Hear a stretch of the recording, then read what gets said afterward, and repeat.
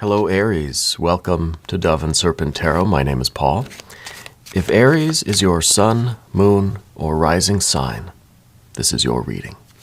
Please hit the like button, leave a comment. Consider subscribing to the channel, especially if this reading resonates with you. It's totally free. It doesn't cost you anything. All right. If there's anything you would like me to pray over or meditate upon or send positive energy toward, please let me know. Now, this is going to be a general reading, so try to be open and receptive to whatever may come through during our time together. I am merely the messenger. And I ask you to connect directly with each of these cards and use your own intuition to take you beyond the details that I might provide. And remember, Aries, that the most important part of any tarot reading is you. And first card is the High Priestess. Very nice. That is a card that sometimes is referring to, and we're going to put it into some context, sometimes referring to the kind of inner silence, right? It's that kind of almost a meditation even, where we can receive the intuitive guidance that we're looking at. And look at that, now we've got the Hierophant. That's we kind of, with the Hierophant and the High Priestess, I almost feel like we've got we've got internal and external wisdom and learning to kind of coming in. It's kind of intuitive, and then it's kind of it's like finding the kind of a mentorship or finding a source of knowledge outside of ourselves, right? Let's see what else we've got going on. We've got some swords energy here. We've got this Queen of Wands here, a 2, a 3, and a 10 of swords. That's interesting. 7 of Wands, the death energy. Oh, a 10 of Pentacles, and the Universe or World card. This is a quite interesting spread of cards here. Let's select the mystery card, bonus card, confirmation card. And this is one random card from the Smith-Waite Tarot that we are just going to set aside. We're going to put Tiny Bob Ross right there on top. Happy little Bob. And we're not going to look at that card until the very end, but it will tie everything together, right? It will give us the confirmation that we need at the end of the reading. If at any point during the reading you feel like you know what that card is, I want you to shout it out. Put it down in the comments, right? Let's do it together. Let's make it a group exercise in intuition. All right, I think it'll be fun. Okay, let's take a look. We've got quite a few major arcana here. We got 1, 2, 3, 4 majors. We have some fire. We don't have any water here. Interesting. We certainly have a lot of air. And we've got our earth energy. Why there's no water here? That's interesting to me. So I wonder why there isn't any water right now. I feel with this High Priestess, honestly, that there is there's something going on that you're not talking about. Right? I feel like you're someone that you do feel a lot. Right? You're not without feeling. I think it kind of is it's part of the Aries, stereotype. To just be all about like the rush of action and not really a lot of depth. I don't believe that to be true at all. I do think that Aries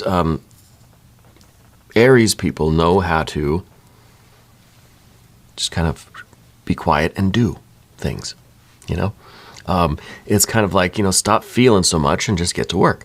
It doesn't mean that there's no water there. Just because we can't see it here doesn't mean it's not there. But I think there is something that you're feeling that we're having a hard time expressing. There's something that needs to be said but is not being said, right? And you're someone, I think, that maybe kind of silently suffers. That you just you do what you got to do. You take care of business, and feelings are something that are kept inside, right? They don't always need to be spoken, or expressed. I kind of feel that's what's going on here, but I almost wonder if there's a need to talk about it. There's this air energy here, and the air energy is this kind of this wave that's coming over the reading here. I think really you're having a conversation internally. And there is a lot of feeling going on, but I think it's happening on the inside, And I think that eventually it's time for you to have this conversation in your life, right? I don't know who the conversation it will be with, who it will involve. I don't get much of a feeling about who we need to talk to. Maybe this is a conversation that needs to be had within ourselves. Maybe this is what's going to unleash this water energy. And then you can kind of figure out what to do with that. But maybe I'm not seeing that connection either, because right now it needs to take place inside, right? We've got this Hierophant energy. I wonder if lately you've been experiencing a little bit more like digestive trouble, because I feel like there's a lot of this water is kind of locked up in you. Yeah. And I wonder if there's some digestive trouble lately. What we got to do, we got to have a conversation with ourselves. These two cards together, this is a perfect opportunity for this kind of Gnostic dialogue. If whatever your spiritual or religious beliefs are, it's an internal conversation, whether it's with God, goddess, deity, guardian angels, spirit guides, ancestors, higher mind, higher energy, universal energy. Whatever it is, you need to have that conversation, right? I feel like there's something you're not talking about, but even with yourself, And I think it has to do with a big life decision, right? Something kind of major. We need to have a major discussion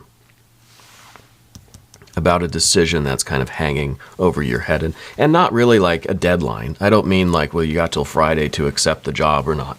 It could be something like that, sure. But I think that this is more a decision about like which way to go with your life, how you want to direct the flow of all this energy, right? Where we want to end up here. We've got that world or universe card at the end. I think you're really trying to initiate that Gnostic dialogue, to forge a link with your higher self, true self, guardian angel, God, goddess, deity, right? Because I see this as kind of the internal, the intuition and the external like knowledge or wisdom or learning, right? So it's sources of wisdom coming from within you and external. So I kind of feel like this is us. Now, I mean, I guess for some of you, this could definitely be that there's this need to reach out to an external source, right? Friend, family member, someone who you respect and whose opinion you value, right? Whose advice you would really take to heart. Okay. So it could be really the high priestess consulting the Hierophant in a way, having this dialogue with someone, with a mentor, again, with a family member, right? Maybe there's someone in your life that is kind of like older, wiser kind of energy. You know what I mean? But I think this is more than that. I think this is you trying to forge a link with your own kind of spirit and soul.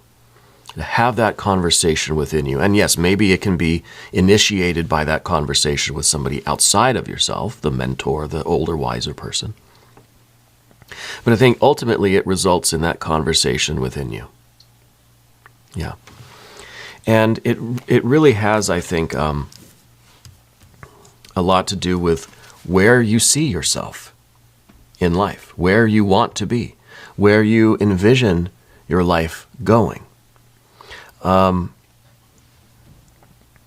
get the impression here, especially with these swords, that there is And with the Seven of Wands here too, and with the fire energy here and the Queen of Wands. There's this need to kind of control things, but what we're realizing is that when things don't work out, here's the Ten of Swords, excuse me, Swords, for instance, in the future position. This is a situation that doesn't work out, right?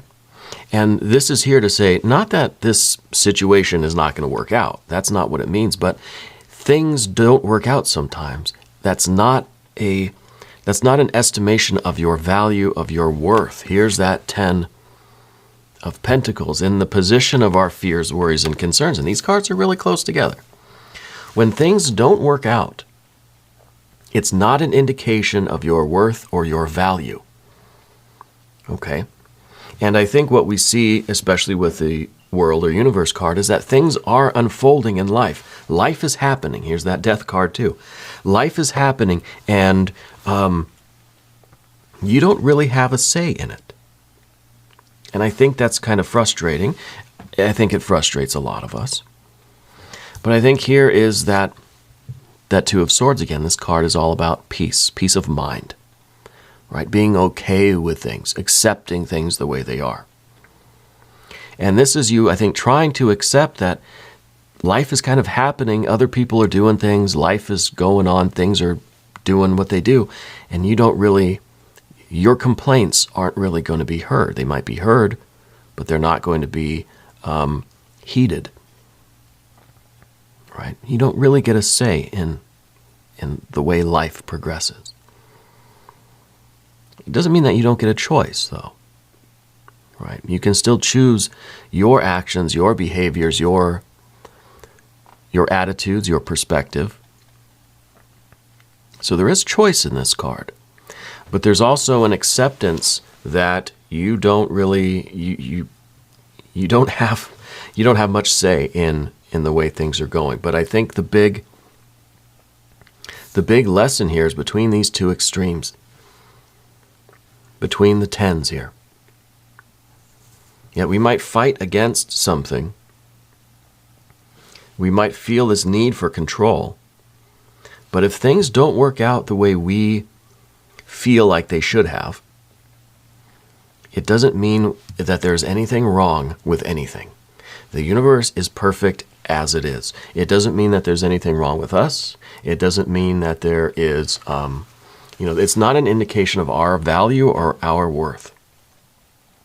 Some things are just not our problem to fix, right? And here's the Seven of Wands. I know I'm kind of jumping all over the place, but this whole spread kind of jumps out at me as a pretty, it's very interconnected, all of these energies. Behind you here is the Queen of Wands. This could be an older feminine energy, fire sign person, could be a maternal figure in your life. And I almost wonder if this was kind of the way that we grew up, right? We grew up with perhaps some kind of parent or guardian that tried to control every little thing. Maybe you felt that way as a kid, that every little thing that you did was being kind of dictated to you. I think for some of you that might have been the experience, and that kind of, we're a product of our upbringing in a lot of ways, right? And if that's kind of the experience that we had as kids, well, that's going to be the experience that we expect now, to control every little thing. Maybe you were raised by a person that kind of called out your mistakes in a way that made you feel that you were being judged when you would do something wrong, that if you did something bad, it meant you were bad, right? Now we're getting into some Three of Swords stuff, because this is underneath the surface, that Three of Swords. And Three of Swords is really that kind of the memory. It is, we're kind of reliving what we experienced growing up, right? In our history, in our past, and it can go, decades, lifetimes back, But it's something we can recognize. It's something that we have to have an honest discussion with ourselves about. We have to forge this link with our let's say, our spirituality, right? And maybe that really is the kind of decision that we're looking to make now. Maybe we're trying to become a little bit more connected, a little bit more tuned in, right? And maybe that's the world or universe card up here. Maybe we're trying to forge that link with our higher self, God, Goddess, deity, that kind of inner guide and inner mentor, because we're trying to carve out more room for spirituality in our world or universe, right? And maybe a big part of that is understanding that some things just aren't for us anymore. Some things will come to an end. Some things won't work out the way perhaps we felt like we wanted them to, or felt that they should, or that would in some way have validated us. It doesn't always work out that way, you know. We're gonna shift over to the path of the serpent now. And as I do this, I'd like to ask for your subscription. If you haven't subscribed yet, please do. It's totally free, doesn't cost you anything. And leave some comments for me. I really do enjoy hearing from all of you. Shout out where you're watching from, right? Let's see kind of how global this channel can get, because we have viewers from all over the world, and it's really fascinating to me. I love you all, and I appreciate you all. Okay, now the seven of wands here. This is kind of like that idea that everything is a problem for us to fix, or that we kind of feel as if we want to fix everything. You know, that we have the power to control everything. That if something isn't going along with what our wishes are, even if, like in this case, we're not really expressing what those wishes are, we see it as a challenge or as a threat or something that causes anxiety. Something for us to fight against. Yeah. You're someone that doesn't give up, right? You're someone that is powerful, you know. I think you have a lot of tools in your toolbox, and I think sometimes we always go to the tool that we're most familiar with. The hammer usually feels pretty comfortable in the hand, you know. So that might be the first tool we reach for. Something's not working, I'm going to hit it with the hammer and see if it'll, like an old TV, you know. It doesn't work that way. There are other tools that we can use. Yeah. But not only that, we don't always need to be the fixer. We don't always need to have our toolbox with us. Some things it's just, you know, not my problem to fix. Yeah. But you're that person that kind of wants to be there to fix everything. You're probably the one that volunteers. Something isn't working at someone's house, I'll be right there with my tools. You know. I almost wonder if you're a first responder. I think a lot of you probably are first responders, maybe military, law enforcement. Thank you for your service if you're any of those things. I feel like that's very, very important work. I was an EMT for a short period of time. Very short period of time. A few years ago. Before I started doing the tarot stuff. But I feel like maybe you're still doing that work, maybe not. But it's not like not every call is your call. You know, not every problem is not everything is assigned to you, right? To go handle. And I think that's something that we really struggle with accepting. And I think a lot of this high priestess energy is really about doing nothing. You know? It's really just kind of about knowing when to speak up, sure, but knowing when to just be quiet and yield and accept, right? Accept the lesson in this situation without trying to change the situation, without trying to control the situation. I like to shake the cards like we're in an iPhone here. The next card is obviously the Death card. And this is in the position of your environment, right? I see that you're in a situation that I think is untenable. A situation that is, I don't think there's a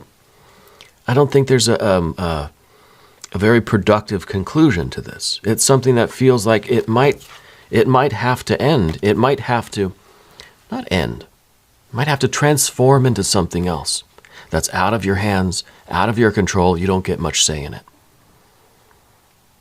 Right? And to me, it feels like it's kind of an unwinnable situation here, but it's not only the situation needs to continue to evolve and transform, but it's also facilitating some transformation within you.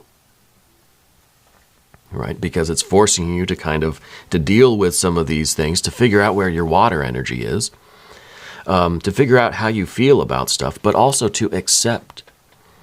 You don't have to like it. There's no rule that says you have to do it with a smile, You don't have to like what's happening, but we have to accept that we sometimes don't have a say. Right? And I keep repeating that phrase because we do have all these swords, and this is the communication, And not only that, but I also have another feeling that there is some kind of digestive distress in some of you. Like this is enough to cause a stomach ache, And I think it's because all this water is locked up in us. Right? Now, the Death card is a good card. Not only is it saying that there is something in your environment that is required to change right now. It's gotten, it's grown as much as it can. It has to do something else now. But this is also the inner transformation, like I said. And this is, well, for the Death card, it's kind of the death of old habits, the death of this kind of old need for control, the death or the transformation of your defense mechanisms, right? The transformation of whatever it is that keeps your emotions locked up, that keeps this water from being expressed. And I really think it's a deeper connection with that spirituality. It doesn't have to be religion. It doesn't have to be a certain kind of spirituality. And that's a problem that we see with the Hierophant a lot, because this is kind of the dogma and doctrine. When we think of religion or spirituality, we think of something that it has rules and it doesn't seem all that holy sometimes, right? This is you forging your own link with spirit, right? Forming your own personal religion that's just for you. It's the way you relate to the divine. It's linking you back to the divine, right? That's what religion is. We're not talking about formal, institutionalized, religion. We're talking about that personal linking of yourself to the divine. I think that's the kind of transformation that we're going after right now. Again, in the position of what we don't want is the 10 of Pentacles. And this is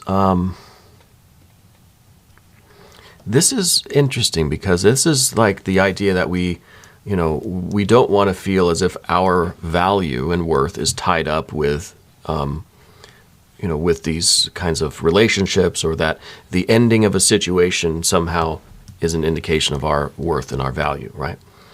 At the same time, we need to recognize that material success, that the success of these things in life, right? And we saw that, well, if things fail, it doesn't mean I'm a failure.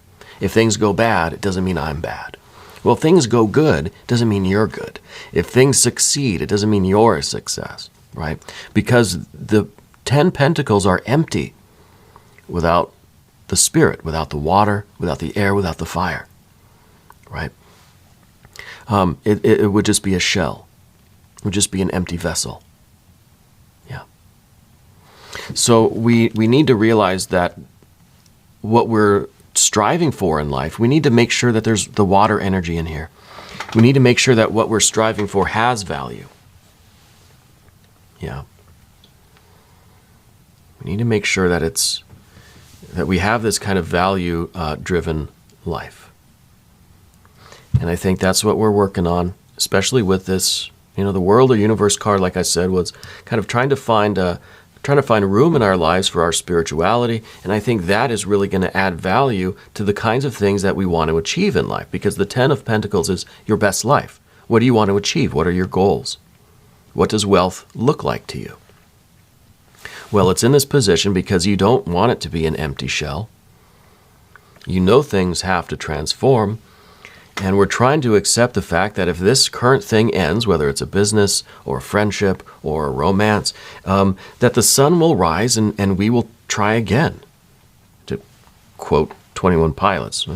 I get a lot of flack from my wife because I really do love 21 Pilots. Just last night I watched one of their live shows on YouTube, and I don't know, I love those guys. Anyway, it's not an indication. If it fails, it doesn't mean we're a failure. If it succeeds, it doesn't mean we succeed. What we need is this. What we need is the major arcana energy, right? This is what we need. The rest of this is just kind of the interactions that we have with spirit. This is the way we interact with spirit. But this is that spiritual energy in our lives, the power of transformation, the direct connection with, God, goddess, deity, with the personal religion, the private religion, And then, of course, our relationship with the whole, the idea that we are one among many, that the one is the many is the one, and that our life is not isolated. We are literally part of the whole. You're one star in the company of stars. You're one cell in the body of God, goddess, deity. Yeah. And all the cells have to work together, or they should, but sometimes they don't, right? And that's part of it too. That's part of the transformation. As part of accepting the flow of life. It's not a static picture. I think that's the problem with the Ten of Pentacles. People see it and say, that's what I want. I want that. That's the picture perfect thing. This is something in my hand, But it's not a static picture. These 10 pentacles are changing every moment. If I asked you right now, draw a picture of your best life. Sometimes I ask that question. I don't know. I wonder how many of you actually get out a sheet of paper and start drawing, or maybe making a list. I'd have to make a list. I can't draw. Of what your best life would be. What are the top 10 things that you value? Right, that you want for a successful life, for a meaningful, value-filled life. I guarantee if I ask you tomorrow, the picture might change a little bit. Things might be in a different order. Some things will be off the list altogether. It's supposed to change. It's, cells in our body are supposed to die, and then new ones are produced, right? Kind of keeps things going. And we need to recognize that. And that's a deep lesson of spirituality is accepting or feeling that process. Understanding that we're part of that process. Now, with the Seven of Wands down here, real quick, before we do the mystery card, the Seven of Wands, not only do I feel that there's some digestive distress here, but I think maybe it's related even to the kind of a Kundalini experience that you might be beginning stages of, right? You may feel it kind of in your root chakra, and it may be affecting your digestion, the kind of, your abdomen, stomach, intestines kind of area, right? Because I feel like you are going through a kind of awakening right now. Yeah. And I feel maybe as time goes on, you're going to feel that kind of creep up the back of your spine a little bit. And I'm not saying that to scare you, but I think that it is very much a physical sensation. And part of that is this water energy. We have to find that. We have to make this connection. I think even the water energy is talking about the body too. We don't just think of the earth element, the pentacles as representing the body. The body's mostly water anyway, right? It was like 60% water or something like that. So we need that water energy so that we can feel our bodies, right? So that we can be present and have this kind of mind-body connection. And that's all part of this. See, everything's connected. That's why this has been a difficult reading, for me anyway, is because it's you kind of have to talk about all the cards together at once, you know. Well, let's look at the mystery card now. Let's see what's going on here. Water energy, obviously, right? It's got to be an Ace of Cups. If you have a prediction, put it down in the comments. Got to be the Ace of Cups. Oh, let's take a look. Oh, no. Knight of Pentacles. But the Knight of Pentacles is good, too. It's not that water energy. It's not that mind-body awareness kind of thing. But it is the spiritual vision. It is you kind of seeing things long-term. You're seeing things out in the distance. You're seeing the necessity of things changing now in order to create the stability in the future, you know? So things do have to, and it's kind of understanding why do things have to grow and die right now in the moment? Well, it's for perpetuity, right? It's to create longevity. It's so that things can continue. And I think this is you really having a vision of that, you know? It's kind of the agricultural metaphor. You know, we grow plants, they have seeds, those plants die, but then the seeds carry on. And it keeps life going. You know? And the same thing with all of our relationships, our desires, our wants, our needs, even the cells of our bodies, right? So I think it's important that we see the bigger picture. I think it's important that you have a long-term goal in your life so that you can understand the things that are happening right now and try to see how they're contributing to that kind of long-term goal. Yeah. This is kind of a practical way of translating some of this energy. Now, we're going to do an extended reading too. If you want to stick around for that, Aries, click on the link up in the corner. That'll give you access to all of the extended readings, not just for Aries, but for every sign. Okay? Maybe check the Taurus and or the Scorpio readings. I'm here every day. I'm here from 6 to 8 a.m. Chicago time. Come back and see me again tomorrow. All right, I'll be here. If you haven't subscribed yet, please do. It's totally free, doesn't cost you anything. And leave a comment for me. I would really love to hear from you. I do read every single comment. Okay. If you have a small business or anything that you are trying to promote or advertise, head over to the Dove and Serpent Tarot community page on YouTube. And in the comments there, the first post, you can advertise, plug whatever you want to promote. All right. Let's support each other. Right. I want us to do that. I want you to know that you're the most important part of Dove and Serpent Tarot. I thank you, and I love you, and we're all in this together.